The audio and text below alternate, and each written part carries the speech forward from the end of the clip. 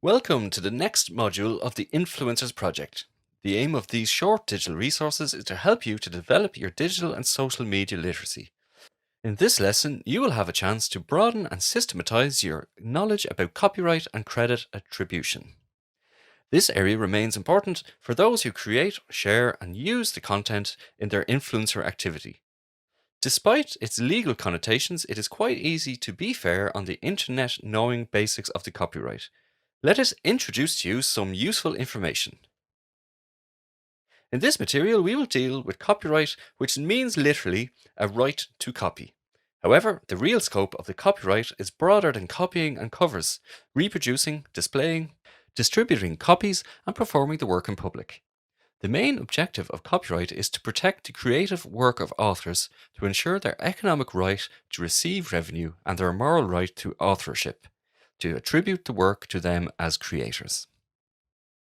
One of the first questions that we will discuss is what kind of work can be protected by copyright? This can actually differ in national laws, but in general, copyright protects original works in tangible or intangible form, including literary, musical, video, visual, dramatic, and artistic works such as different genres of literature, movies, songs, software, and designs. Copyright does not protect ideas, facts, individual words or short phrases, methods, or processes. If so, can you, as the influencer, be a copyright owner? If you create an original and creative work fixed in a tangible form, the answer is yes. A copyright automatically goes to someone who creates the content.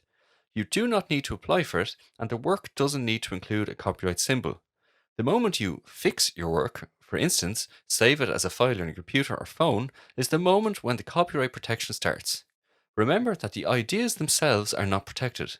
If you describe in detail what you plan to write, if you simply sing the song idea you have in mind to another person and this person uses it without your permission, it will be really hard to prove your authorship because unfixed works is not subject to copyright.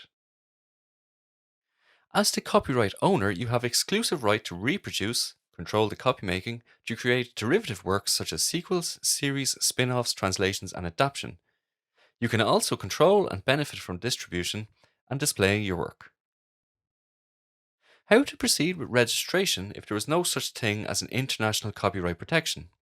Fortunately, most countries have signed international and bilateral copyright agreements, so to honour the other country's citizens' copyright. International organisations such as the European Union try to harmonise the national legislations. If you want to register your work, search credible national sources where you can find a copyright office or a professional federation to complete the application. The last question that we want to explore with you in this resource is copyright in the era of social media and the internet. The first thing you should do as a prospective influencer is to carefully read the legal terms of any platform where you want to upload your files, including online graphic design platforms and publish content. Check what the platform can do with the things you post and what the platform's requirements are regarding posted content. If you are already registered, that means that you have accepted the terms of use.